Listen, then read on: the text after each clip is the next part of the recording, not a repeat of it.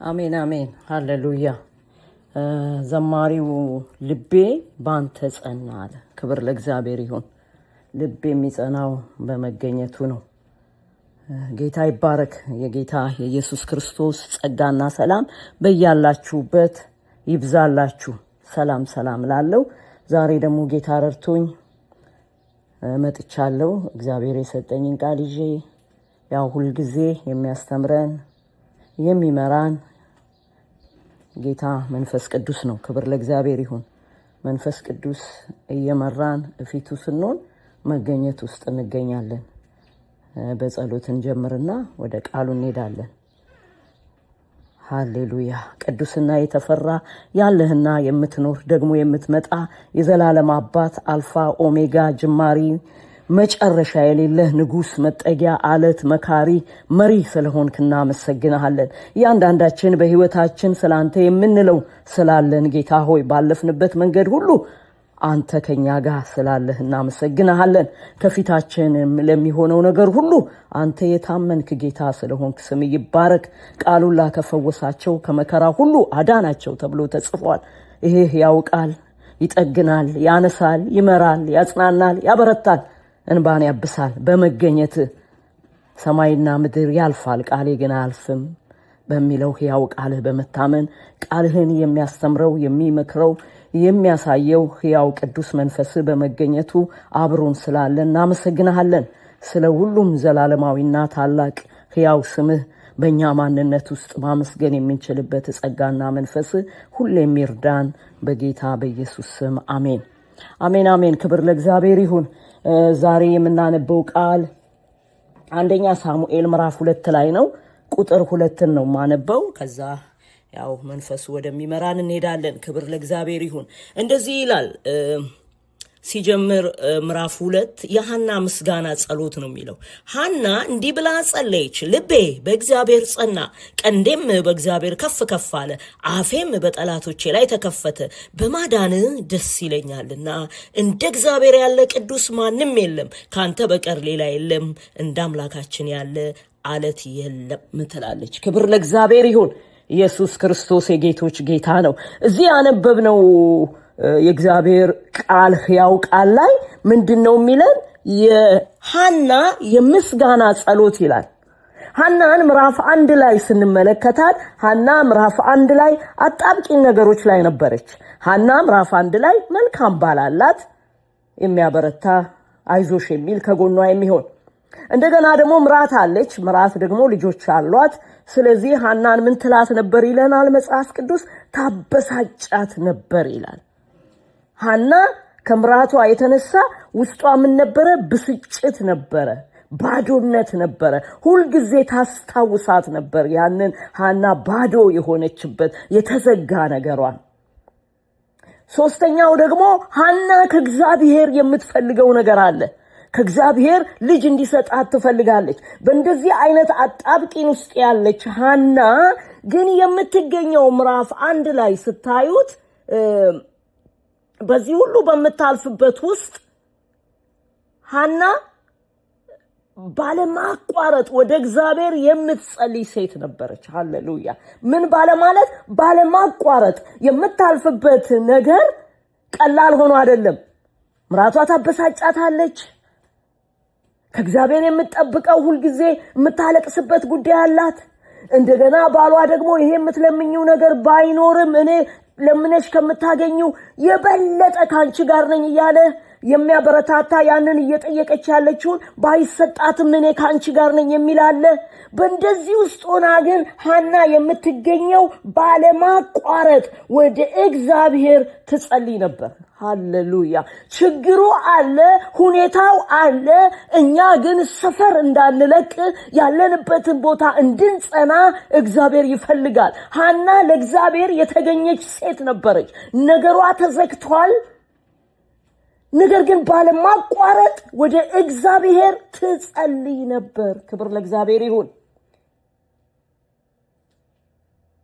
እንደውም ምንድነው የሚለን አይደለ? ስትጸልይ እንኳን ኤሊ እንኳን ግራ ገብቶታል። እንደውም ዛ ቁጥር ላይ ያነባዋለሁ። ሐና ይላል ምዕራፍ 1 ቁጥር 13 ሐና ባለማቋረጥ ወደ እግዚአብሔር በጸለየች ጊዜ ኤሊ አፏን ይመለከት ነበር። እርሷም በልቧ ትጸልይ ስለነበረ ከንፈሯ ይንቀሳቀስ እንጂ ድምፅም አይሰማ ነበር። ስለዚህ ኤሊ ግራ እንደገባው እዚህ ቦታ ላይ እናያለን። እሷ ግን አለማቋረጥ ወደ ውጭ የሚሰማ ድምፅ የለም፣ ወደ ላይ ግን የሚሄድ ድምፅ ነበራት። ሃሌሉያ። ወደ ውጭ የምታሰማው ነገር የላትም። ችግሮቻችንን ወደ ውጭ ብናወራቸው ብንናገራቸው ትርጉም የለም። ለሚሰማው ጌታ ግን ስንነግር እግዚአብሔር በጊዜው የሚመልስ አምላክ ነው። እንግዲህ ምዕራፍ 1 ላይ ባለማቋረጥ የምትጸልየው የምታነባው በእግዚአብሔር ፊት የምትቀርበው ሐና ምዕራፍ 2 ላይ ስትመጣ ሐናም እንዲህ ብላ ጸለየች። አሁን ጸሎት ሲቀየር ዛጋ ድምጿ ሳይወጣ ለእግዚአብሔር የምታነባው እንባ መልስ ይዞላት ይመጣል አይደለ? መልስ ይዞላት ለሷ መጥቷል። ክብር ለእግዚአብሔር ይሁን። ስለዚህ ምን አለች? ሐናም እንዲህ ብላ ጸለየች። አሁን ደግሞ ምን ብላ ጸለየች? ልቤ በእግዚአብሔር ጸና፣ ቀንዴም በእግዚአብሔር ከፍ ከፍ አለ፣ አፌም በጠላቶቼ ላይ ተከፈተ። ሃሌሉያ።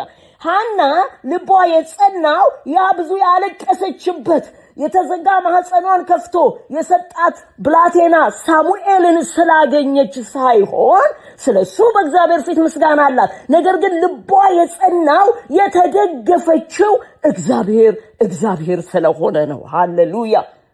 ልቧ በማን የጸናው? በእግዚአብሔር ጸና። የምንጠይቀው የምናነባበት እንደ እግዚአብሔር ፍቃድ እንቀበላለን። ነገር ግን የኔና የእናንተ ልብ የሚጸናው በእግዚአብሔር ነው። ልቧ በእግዚአብሔር ጸና ይላል። እንደነገረችን ሐና ልቤ በማን ጸናለች? በእግዚአብሔር ጸና። በተቀበለችው ነገር አይደለም። እግዚአብሔር በሰጣት ብላቴና አይደለም። በብላቴናውን ስለሰጣት እግዚአብሔርን አመስግናለች። እሷ እንዳውም ሳይሰጣት ብትሰጠኝ ለአንተ ሰጥሃለሁ ያለችው ብላቴናን የተሰጣት ለእግዚአብሔር ቤት ሰጥታለች። ነገር ግን ልቧ እግዚአብሔርን በመደገፍ በመታመን ጸና። ሃሌሉያ። ኢየሱስ ክርስቶስ የጌቶች ጌታ ነው። ቀንዴም በእግዚአብሔር ከፍ ከፍ አለ ይላል። ሃሌሉያ። ሰው እንደነበረ አይቀመጥም።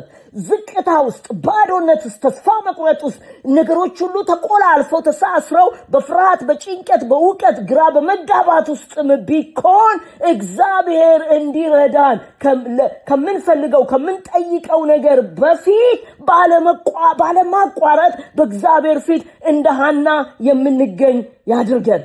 ባለማቋረጥ የሚመጣው ነገር ከፊቱ ሊያስነሳን እንዳይችል የሚያደርግ ጸጋና መንፈሱን የምንለምን ያርገን። ስለዚህ አሁን ምን አለች ደግሞ ይላል? እግዚአብሔር ይመስገን ቀንዴም በእግዚአብሔር ከፍ ከፍ አለ። እንዲህ አይነት አምላክ ነው የምናመልከው። እዛው ውስጥ አንቀርም። ያወጣናል፣ በስሙ ደግፎ ያወጣናል፣ ጠግኖ ያወጣናል፣ ሰርቶን ያወጣናል። እንደ ፍቃዱ የሚሆን መንገድ ውስጥ ከቶ ያወጣናል። የሚያወጣ አምላክ ነው። የሚተው አምላክ አይደለም። የሚረሳ አምላክ አይደለም። በምንም ሁኔታ ውስጥ ያላችሁ ዛሬ ይሄንን መልእክት የምትሰሙ የምትጠይቁት ነገር እግዚአብሔር እንደ ፍቃዱና እንደ ሐሳቡ ለኔም ለናንተ መልስ ይሰጣል። ስሙ ይባረክ። እየሰጠ እየረዳ የሚያኖር አምላክ ስለሆነ። ነገር ግን ልባችን የት ነው ያለው? ልባችን ያረፈው እዛ የምንፈልገው ነገር ጋር ከሆነ ከምንፈልገው ነገር ጋር ዘላለም እዚህ ምድር አንኖርም። ለቀነው የምንሄደው ነው። ብዙ ያነባንበት ነገር፣ ብዙ የጮህንበት ነገር አንድ ቀን ስንጠራ ወይ ሲጠራ ነገራችን እንለያያለን። ነገር ግን ልባችን መጽናት ያለበት በእግዚአብሔር ነው። ሐና እንዳለችን ልቤ በእግዚአብሔር ጸና፣ ቀንዴ ምን አለ? ከፍ ከፍ አለ። የሚያነሳ አምላክ ነው። የሚጠግን አምላክ ነው። የሚረዳ አምላክ ነው። ከሁኔታ የሚያወጣ አምላክ ነው። ንጉስ ነው። ጌታ ነው። መጠጊያ ነው። መጽናኛ ነው። እንደ እግዚአብሔር ያለ ቅዱስ ማንም የለም አለች። ማንም የለም። ሃሌሉያ። እንደማን? እንደ እግዚአብሔር ያለ። ወገኖቼ ዛሬ ባለንበት በእግዚአብሔር ፊት በምትቀርቡበት ነገር አትቆዩም።